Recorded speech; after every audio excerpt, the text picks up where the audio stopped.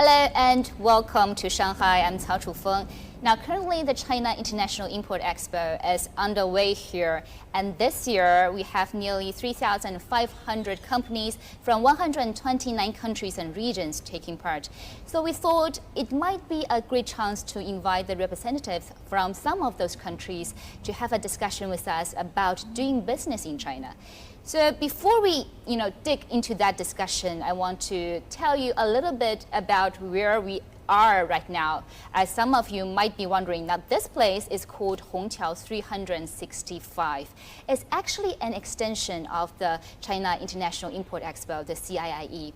Basically, after the foreign enterprises displayed their products at the CIIE for 6 days, they could continue display and promote and also sell their products at the Hongqiao 365. And also, Hongqiao will help them to promote their products to the Chinese market. So let's continue with our discussion. I've put down the topic for our roundtable today as doing business in China, seizing opportunities, and overcome challenges. Now, all the guests we've invited today are from companies that are performing quite well in the Chinese market. So I assume they do have a lot to talk about the opportunities in China, and I do wonder what kind of challenges their company face. So let's welcome our guest today, Mr. Beng Chang, Senior Vice President of Greater China Region for Edwards Life Sciences. Thank you for having me, Chufeng. Mr. Lu Haiqing, Mr. Lu Haiqing, Vice President of IH Hotels and Resorts. Hello, everyone. And last but not least, Mr. Dan Bolton, Chief Executive of Silver Fern Farms. Hi, nice to be here.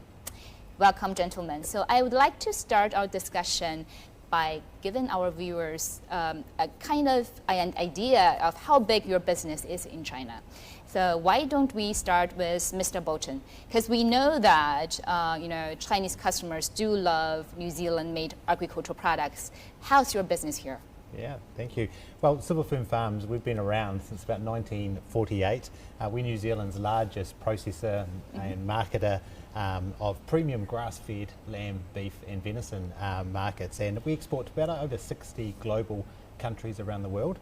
We had been deeply engaged in the China market for about 30 years now. So we've the China market's a really important part of our global strategy.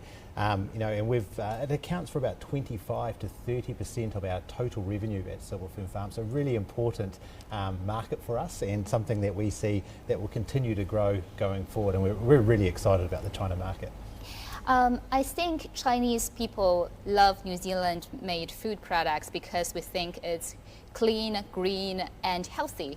But at the same time, I do think we have different tastes for red meat compared with New Zealanders. So do you have any products that's tailored for the taste buds of Chinese customers? Great question. So, China's a very large market, rich cultures and different provinces, and I think to be really successful in the China market, you need to have a really intimate understanding of those consumers in the different regions, and making sure that we're delivering products and formats to meet those consumer tastes, particularly of the China taste. So we have to be innovative and introduce new sort of formats and test and learn those with our Chinese consumers, and they look quite different to what we often sell in the Western world as well. So quite a different how we sell in China versus in our other markets.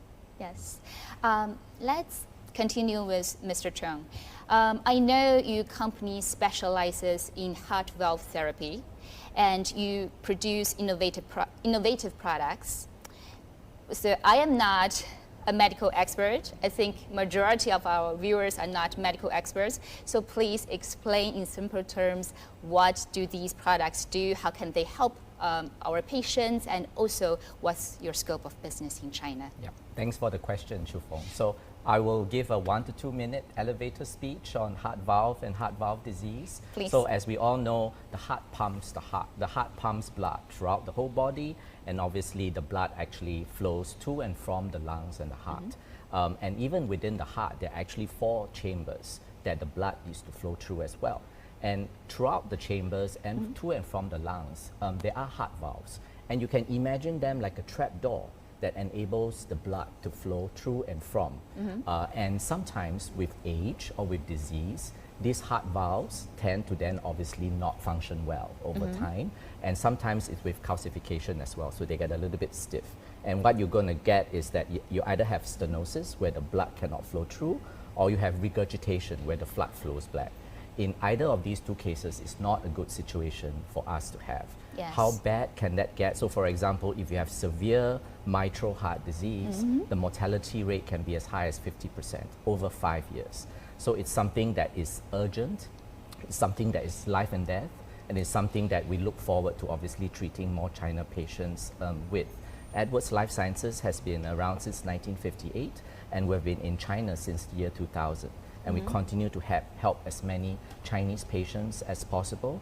You can imagine it's a huge market. Yes. With a high population, so we'll continue to make sure that we do our job very well.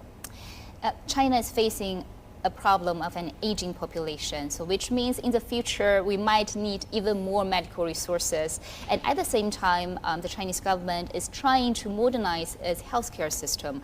I don't know whether all these have provided Edwards Life Sciences with more opportunities. And in your opinion, how big is the scope of potential for collaboration in this sector? Yes, so really good question. So, you know, it's a very large market. Obviously, there is a huge population, and as you rightly said, it's also aging, right? So it presents a large opportunity for us to reach out to as many Chinese patients as possible. We estimate, if we go by prevalence or incidence rates, there are 25 million heart valve patients that are in China. And if we look at the annual treatment rates of in China, we only hit about less than 1% of that per year. So there's a huge potential that we need to reach out to, and we want to make sure that our technology gets there. We like the way the government is dealing about this in terms of, as you said, infrastructure improvements. We also like the Healthy China 2030 plan, which has two things that we like. One is increasing the health literacy of China population, and we like using such media and platforms like yourself to be able to show the Chinese population that heart valve disease is very serious and it's not as uncommon as people think. We also like the fact that the government is pushing life expectancy higher and higher over the years. So we like to be able to see that our products are adding value, they are more durable now, more innovative now, so that they last longer as we get older. Thank you for that. And Mr. Liu, IHG has been in China for 50 years. That's even before China announced its opening up policy, right? How is IHG doing in China right now? Thank you. First of all, I've never learned so much about heart in my life. Thanks for the education. It's very informative. I nearly lost myself. So coming back to our turn, I mean, what can we offer to Chinese consumers? We've been here since 1975. As you said very well, that even before China opens its door to the outside world. The reason for being here is we see there's a huge opportunity for to offer the best service, hotel hospitality, to the consumers here. Well, there's several interesting and fun facts about our company. We've been here since 1975, 50 years. Among the 10 people sitting in our global executive teams, 4 of them are from China. Wow. The 3 CEOs in Greater China, America, and Europe, they're all from China. And the global CFO is from China CFO. And 90% of our hotel general managers are Chinese. So we are literally, I mean, we are a British company, but we are in China for China.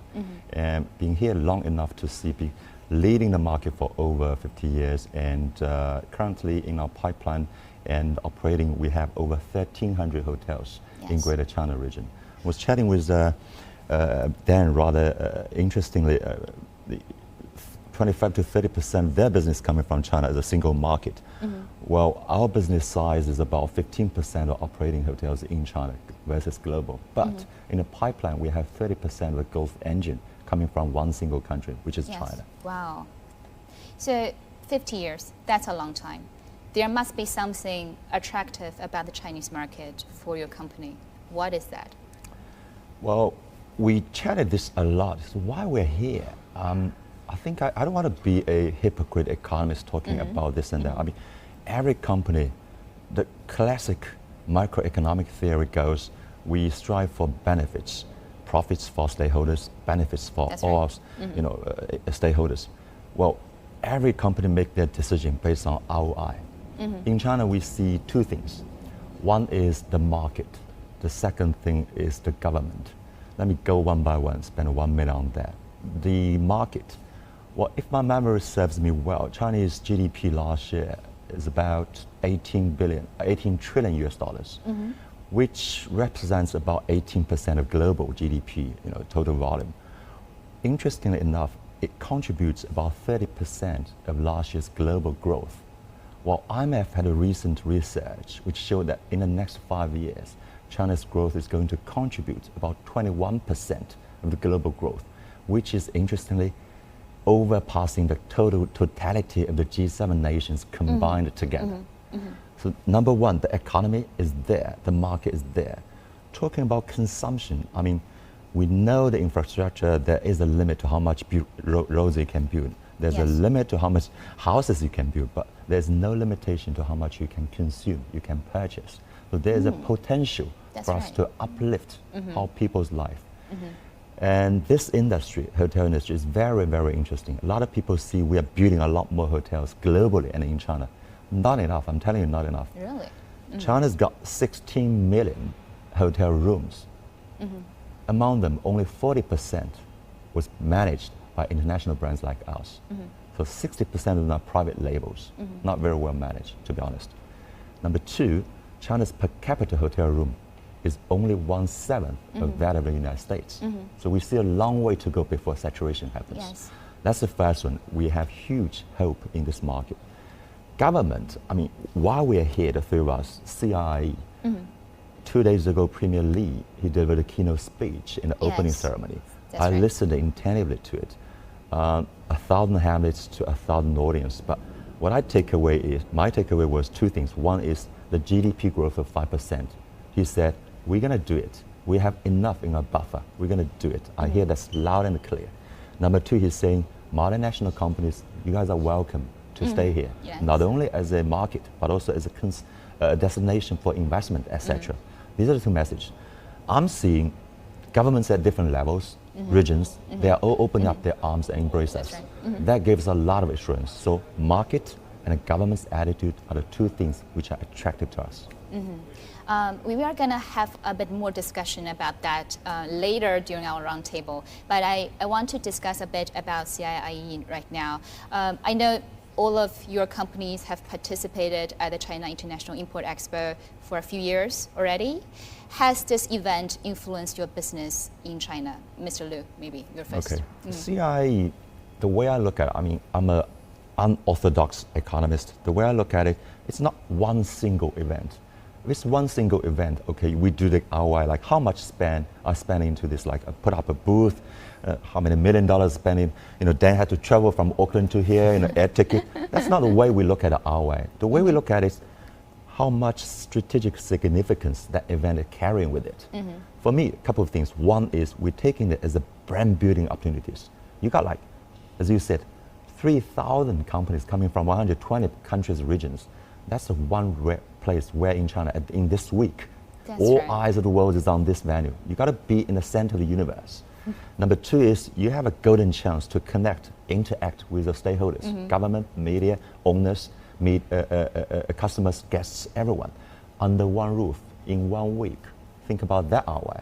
Number three is, yes, we got some very interesting deals coming through too. Somebody just knock on our door saying, okay, I saw your booth, I think there's a chance I might be interested in investing in one of our hotels. So things like that. I mean, to me, it's a totality of everything from financial return, but also reputational return. So for us, we've been here for 7 years. Yes. We're what they call trenchings and like all-time comer. Yeah. So we're going to be here. I hope in the future we can be an all-star. Okay, well, Mr. Chung, what's your experience participating at the CIIE? Yeah, thank you for the question. We have been here 5 years in a row, and the experience has been good, so we keep coming back. I think we benefit from three main things. One of it is obviously the platform that CIIE brings to us. All the media, all the national and international media are here. It really gives us a very efficient way, right, to actually promote the brand, the company, our heart therapy to the audience. So it really increases the awareness because we want to make sure that the diagnosis rates and the awareness rates go up, right? So, and that's really the first step. So the media is really helping us, and CIIE is giving a really brilliant platform for that. And number two is, it has been a good jumping off block when we launch new products at CIIE. When we launched our new transcatheter products 4 years ago at CIIE. So far, we have achieved very, very good results. You know, we just released our 4-year data today. The surgery success has been gone up to 98.7. We have spread to about 27 provinces, 112 hospitals across China. And for our surgical products, we have also launched 4 years ago. We have treated more than 2,500 patients so far. So we believe that CIIE gives us a really good platform. And the last thing that's very important for us is we feel like CIIE is like a global village. There are so many different partners. There are so many different stakeholders that we can work with. And for example, the last couple of days, we are working with several partners to make sure that we set up some projects for the Greater Bay Area to make sure that, you know, we greatly enhance patient care going forward. I feel the same. It's like a global village. You got to meet, you know, enterprises, representatives from enterprises all over the world. It's a very nice experience. So, Mr. Bolton, how's your experience, you know, participating at the CIIE? Very similar to the others. We've been there for 7 years in a row now, and it's a fantastic experience. And I think every year it gets better and bigger, and the draw that it brings from globally is absolutely outstanding. For us, it's a fantastic opportunity to connect with our customers, our supply chain partners, new customers as well. So, you know, we're out there, we're promoting the brand, and that's really important. But I think what for us is really getting good feedback from our consumers and customers around the future trends, what we need to be innovative around going into next year. We use it as an opportunity to test and exhibit new ideas and products, and we've got some fantastic examples where we've exhibited new products, and then on the back of CIIE worked with our partners and our customers to then scale them into new retail and e-commerce platforms. So we've got some really good success stories, and we look forward to continuing to support CIIE. And those new customers I talk about, often we sold a lot of our product in sort of the east coast of China, but now we're deep into central and western parts of China, and that's where a lot of our consumers are, particularly for New Zealand grass-fed sustainable products. So, you know, for us to build a better understanding of the China market is a great opportunity. And I think for us, we're quite unique because we're part of the wider Bright Food group company. So we're there as part of the Bright family, and that connection with all those other companies there is outstanding. It's something you don't get anywhere else on a global stage. That's right. Well, I want to give you some figures before we continue with our discussions. Recently, China Council for the Promotion of International Trade published a report. It's called China Foreign Investment Business Environment Research Report for the third quarter of 2024. Now, according to the report, it has surveyed over 400 companies, and 90% of those companies gave a satisfied or higher rating for China's business environment, which means, according to the report, foreign businesses are quite happy being inside China. But at the same time, I think there would be challenges as well. In fact, Chinese governments do admit the Chinese economy itself is facing challenges, and they said they are working to tackling these challenges. The challenges including insufficient domestic demand, some foreign countries trying to decoupling with China, and of course it does create challenges for foreign enterprises as well. Now, I want to have more discussion about this with our guests, and I do assume the challenges for different industry might differ. How about for the food sector? Yeah, definitely demand has been softer, but you know, for the red meat sector for New Zealand, China's still been a really important market. You know, $3 billion New Zealand dollar market the last 12 months, so still very, very sizable, and still got huge amounts of opportunity. And I think, you know, I see the challenges. You know, I see the opportunities as well, because I see particularly red meat consumption in China continuing to grow. You know, it has one of the lower red meat consumption per capita versus other Asian countries. So, but what some of the challenges are is there's more and more competitive options coming into the China market. So for New Zealand, we need to work harder. We need to make sure we really understand the Chinese consumers and where which consumers value what we do in New Zealand, and making sure we've got clear partners to go after those consumers going forward. So competition's a good thing, and I see you know, the future growth in terms of red meat consumption, of sustainable, ethically safe food products will just continue to grow in China, and you know, I think the future is very, very bright. So you've already got the ways to respond to these challenges then? Yeah, we do. I mean, we're confident. We are refreshing our branding. We're introducing new products. We're going deeper into the value chain. So we haven't slowed down our investment into the China market. You know, we've got a fantastic team here, and we'll continue to support them moving forward. Good to know, Mr. Liu. How about the hotel sector? You know, first of all, back to the survey you mentioned, we participated in that survey really? too, and so I know exactly what you're talking about. We did voted for confidence for China, and we also participated in a lot other, you know, Chamber of Commerce survey like AmCham, British Chamber, European Chamber. We'll be very honest. I mean, yes, there was some sentiment expressed about, you know, slight disappointment in the business environment, namely like you know, market access, market entry, regulation, etc., etc. What I wanted to say is nobody's perfect. I mean, could you name one country in the world which has a perfect business environment? First of all, define business environment, define perfection. I mean, so what I'm jokes aside, we do have, like what Dan said, we do have challenges. I wouldn't call them difficulties, challenges, healthy ones. Number one, a relatively sluggish demand, you know, comparatively with a few years ago. I'll give you a few figures. In National Holiday, Golden Week this year, I mean, we've seen 763 million trips being made domestically. And people spending 700 billion RMB on those trips, which represents, number-wise, about 10% jump versus 2019, while money-wise, only about 8% jump versus 2019. It's simple math, which represents a per capita consumption goes down by 2%. I look at it as a mixed bag, you know, mixed. People complain about, wow, people are trading down, Chinese are not spending. Okay, the way I look at it is, yes, people are trading down because these are the people you never dealt with before. I'll give you why. 5 years ago, hypothetically, 10% of the Chinese population were traveling. This is the tip of the iceberg. So they were spending like on that level. Of course, you have a higher rate. Now, 30% of that population is traveling. You are going deeper, as you said, into the market, down the value chain. So more people are traveling and spending and consuming your products. Wow. Of course, it will be diluted. Of course, per capita consumption is going down. So I look at it as a growing pains. It's a good problem to have, which means if your company or business is not experiencing trading down, meaning you're not there yet, you've got to be over the top before you can see the bottom. Wow. That's number one, I look at it. Of course, I mean, Chinese government knows this better than the three of us. They are tackling it. They are doing something about it, which I'm sure you're going to discuss later on. So we are confident in a long-term prosperity. Anything about China, you got to do it long-term. China is not a 1 year or 10-year game. It's a 100 years game. That's why we're here for 50 years. And we're going to be here for another 50 or 500, I would say. This is number one. Number two challenge, quote unquote, could be geopolitical challenge. Yes.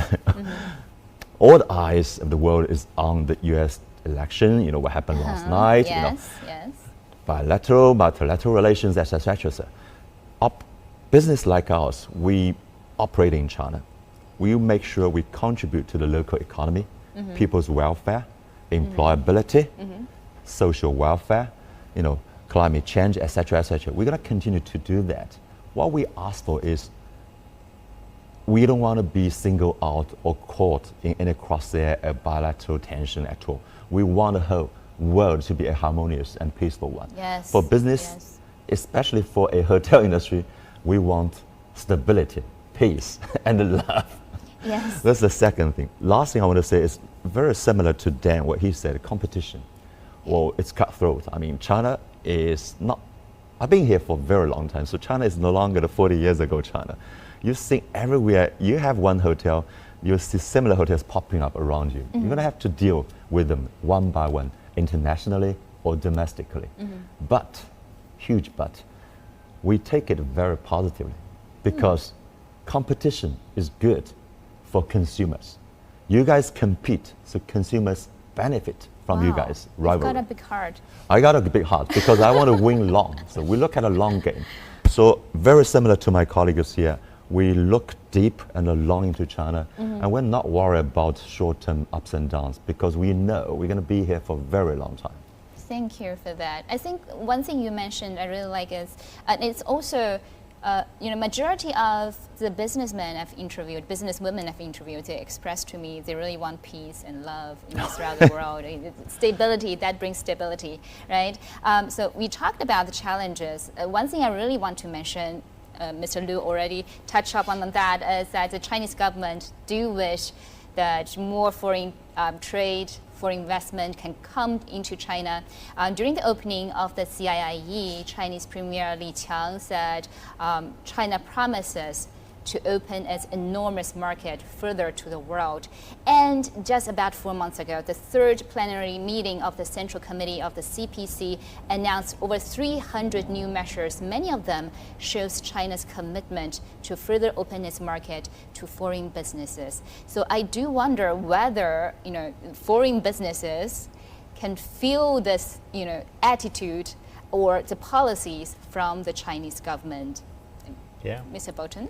I think this year sort of marks the 46th year of the China reform and opening up, and I think the commitment to advancing high-level opening up policies has really, really created huge advantages for multinational companies such as Civil Fin Farms for more investment and cooperation. And I think Civil Fin Farms, we are now a 50-50 ownership with a Shanghai-based Bright Meat Group with our New Zealand farmers, and that's a really good example of some of those benefits. And I think when that was announced back in 2016, it talked about it going to be a game changer for our industry, a game changer for our business, as that investment from China can help us accelerate our strategy, accelerate investment in technology and investment in market. And I can tell you that's been extremely successful over the last 7 years. So that's a really good example as cooperations between countries and trade continues to go. So, and on the back of that, we've now had a deeper presence in China and understanding and being able to grow our footprint there as well. So, and the good news is that from a New Zealand perspective, we see that continuing to evolve and develop. And we just had Premier Li Qiang come out to New Zealand. I got to meet him personally, and that was just showing the strength of that trade relationship and how we continue to advance it and make improvements. And we signed some pretty exciting MOUs around how we grow more business with China on the back of that. So, we see China is such a critical trading market for us. It's a bilaterally $38 billion trade between China and New Zealand. It's our largest trading partner for New Zealand. Yes, it and we is. see that continuing to grow. I want to talk a little bit more with Mr. Chang. First of all, the challenges. You still have to talk about the challenges, and also at the same time, do you feel the positive attitude from the Chinese government? Have you benefited from any policies?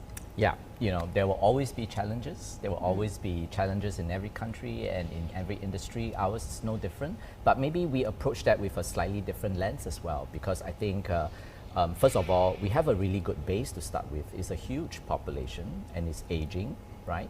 And the economy is still growing no matter what. So with the economy growing, we feel that in China being a mostly self-pay healthcare market, people are able to afford more healthcare options. That's good going forward. We see the governments also increasing reimbursement levels to help the hospitals and to help the patients going forward as well. So we see that as all very, very positive trends. One of the challenges we face is something I mentioned earlier, was that how do we reach much more quickly, right? The 25 million heart valve patients that we have in China. So we have a diagnosis challenge here where, well, how do we get more patients coming out if they feel like they have symptoms? How do we feel like the doctors, not just and the doctors in the top tier cities and just the doctors in the second and third tier cities, how do they identify these symptoms and be able to make sure that they refer the patients to the right areas for treatment? So we have a diagnosis challenge there that we are overcoming with time as well. And there's also the treatment challenge. Not many physicians are trained to do heart valve disease surgery, so we increased that training and that infrastructure a lot in the last couple of years, and we try to do that even more, right? So for example, our surgical department has been in China since 2000, 2001, and over these 20 years we have trained 3,900 cardiothoracic surgeons over the 20 years. How can we get to 5,000? How can we get to 6,000? at a much quicker pace to reach out to 25 million potential patients. So this is something that we want to do, and that's a challenge for us. So I think in healthcare, slightly different, but the overall message is very positive. It's a growing economy, a huge population that needs our help, and we certainly want to get better and better at doing that. In terms of the policies, do you feel these positive policies are more to do with, the Chinese government trying to create a better business environment for foreign enterprises, or has got to do more with, China's plan to aiming for 2030 healthy China? Yeah, I think it's a mix of everything, right? I think on one hand, they have a really positive policy for Healthy China 2030. On the other hand, they want to make sure that there is multinational players and also local players benefiting from how the China economy is growing. And I feel like the whole market is big enough for all of us. Yes. Right? And even then, all of us are not doing a good job, whether it's international companies or local companies, to be reaching out to that many patients, because obviously we look at the treatment rates is far below what we would like. So I think that the government is balancing all these different priorities, and they're doing a good job so far. And so I think we like to be part of that, and we want to be part of the solution, right? Obviously, rather than the problem. So we look forward to that. We look forward to many more years in the China market. Well, thank you. And Mr. Liu, how's IHG feeling about China's, foreign policies to attract more foreign investments? I thank you for asking this question, because for everyone who has stayed here for the past few months, it's almost like a Netflix show. Every week there is a press conference. We keep stay tuned to channel CCTV1, watch out for next press conference. There are a lot. I'm telling you, I just cannot recount how many press conferences we had. Covered many. Thank you. all of them are positive news. At least the government is trying to do nice things to the industry. So number one. Number two is, if I may, my personal view, every policy, every measure could be grouped under three categories. The first one is industry-specific relief policies. For example, during the pandemic, certain industry got tax break, got rebate, etc. Or trading program this time, the government is kicking in for auto industry and upgrading for household appliances. The second category is rather what we call universal consumer beneficiary programs. For example, the vouchers and the cash handout in Western countries. The third category, to me, the most important one, is confidence boosting measures, which is really fundamental changes to how the economy structurally operates, so that people has confidence to spend. The issue with consumer confidence and demand sluggishness really comes from three angles. Number one is the income level is not back to where it were. Number two is the prospect for future is not there, is not restored. Number three is the diminishing wealth effect. The property is dropping, you worry about how much money you're gonna sell tomorrow. All these can be tackled structurally. Again, my theory is I'm not looking at short-term weekly press conference, because theoretically every policy, relief policy, stimulus policy, has a price tag. It's like a medicine. You take it, there is a side effect, always so. You're gonna see the big picture, which is the main cause you want to cure. But for me, short-term fiscal monetary policies, they're going to be effective just like medicines Edwards Lifesciences is introducing. At the same time, you got to be careful. What are you really looking forward to? So what I'm saying is, I'm echoing my colleagues here. We look forward to the long-term prosperity of this market. The fundamentals are there. Two things. Number one, back in 2020, Chinese government issued a blueprint. By the year 2035, the GDP of the country will double. If we do a simple math, if you double something within 15 years' time, every year you need only to grow 4.7%. In order to do that. Yes. I think China is doing that fine. Number two is China's GDP total volume is about $18 trillion, as we said before. What about America's? $27 trillion. Do the math. $18 trillion, 5% growth every year. The absolute value of the additional incremental is already bigger than a 2.5% of $27 trillion. So I don't worry about long-term prosperity of this country. Again, from an economist point of view, from a businessman point of view, we look at a long-term return on investment, which we are very, very confident. So you look on the long term, not just the short term. But I still need to mention a little about the short-term policies China has introduced recently. Yes, China recently introduced a package of policies covering a wide range of areas, boosting consumption, revitalizing the financial sector, revitalizing the real estate sector, etc. What's your view on this? And does it affect your expectations for earnings in China? I actually want to start with Mr. Cheng, because I'm kind of curious. For the healthcare sector, does it fluctuate, depends on the performance of the economy? Like, for example, like in my opinion, if I'm poor and if my parents are poor, we can continue living with low quality food, and it's okay that we don't live in the hotels of IHG. Yeah, well, but we're okay. Yeah, but even if I'm poor and I got a heart disease, I still need healthcare. So does it really fluctuate? Depends on the performance of the economy. Yeah, really good question. So as you rightly said, right, I think there are always going to be trade-offs, right? And healthcare is fortunately top of mind and top of the list for everybody. It's quite basic and essential that everybody would need to help do. So that's always going to be working in our favor. But on the other hand, what we have done also is that because we offer a broad range of products, right? Because we obviously have the premium high-end range of products and usually sometimes the more affordable range as well. So I think patients and doctors and hospitals can also have that choice. I think that's very important, right? And obviously every choice will have a trade-off, but we at the fundamental level make sure that whatever products that you choose is going to work for the patient, and then after that, we try and get better and better with that as well. The overall economy, I think, does affect us a little bit, just because I think if the economy is doing really well, the sentiment is strong, then the governments and the people will feel more confident. But we look in the long term. I think the 1 or 2 year fluctuation doesn't bother us too much. We're going to be here for a long time. And patients' life expectancies are very long now. So we're going to be here with them for their entire lifetimes. Okay, please stay. Mr. Bolton, your comment about all these policies. Yeah.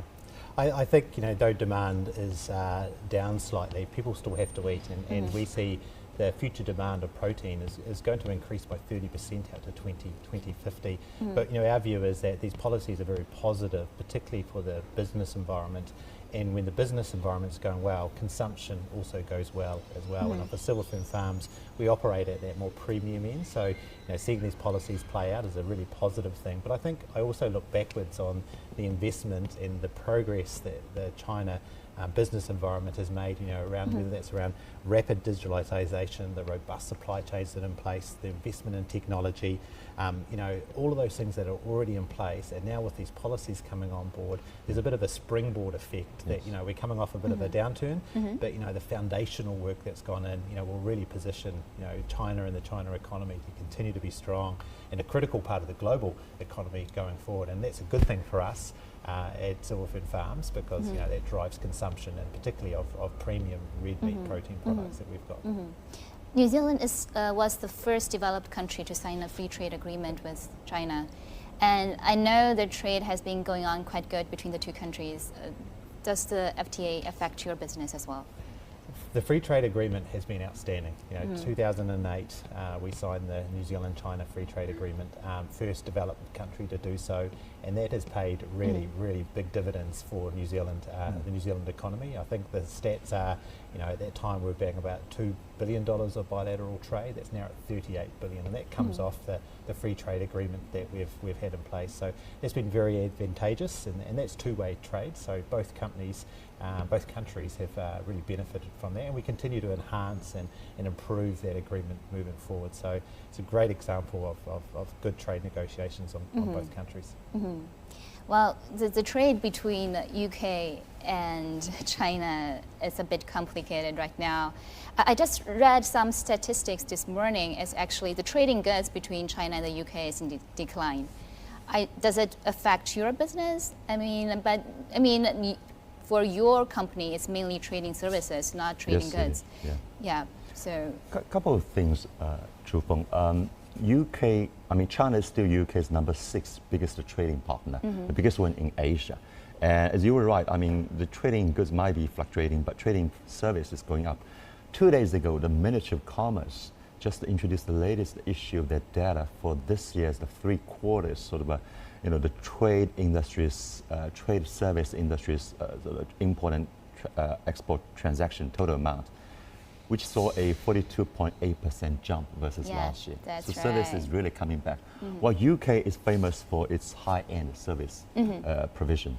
So we are proud to be of that heritage. At the same time, I mean, we're lucky and happy to see that UK-China is coming back on a new relationship resetting. I mean, we had some fluctuation and ups and downs previously in the past decade, but now with the new Prime Minister in house, and had a great talk with the President Xi, and our Foreign Secretary was here 2 or 3 weeks ago.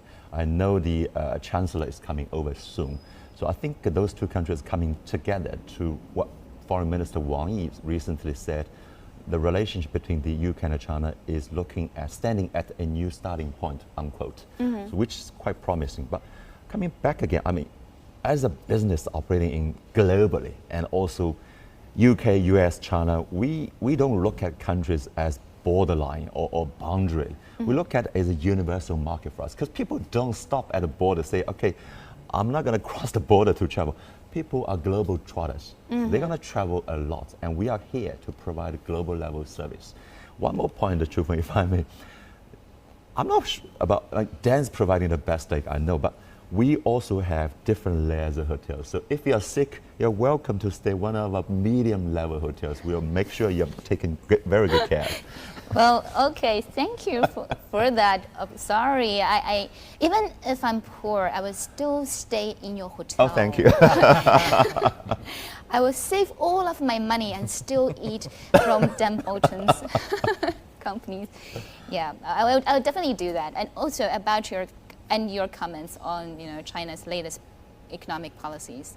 Yeah, Chu Feng, I was half kidding saying we don't look at short term. No, I look at long term. So as my colleagues, doesn't mean we're not interested or happy about the short term policy. Of course we are. I said there are so many weekly press conferences every week. Every time there is policy. Okay, for example, for the past 4 weeks, there is a downgrading mortgage rate requirement. There is a waiver of purchasing age and restrictions and uncertainties, except for 2 big cities. There is a liberation of interest rate. There's a downgrading and a kicking of extra liquidity into the financial market, M1, M2. There is a further central government bond being introduced to buy back local debt, like local government debt. All these are positive. But, okay, what I'm really interested in is, fiscal policy is like a nuclear power. You don't use it all the time. You have that deterrence, that's more than enough. As long as in economies, it's all about expectation and confidence. As long as people know that central government has enough, according to Premier Li yesterday, has enough buffer in our toolbox, and we can use it anytime we see appropriate, as long as we know that, we're happy. That's my view. One final question for all of our guests.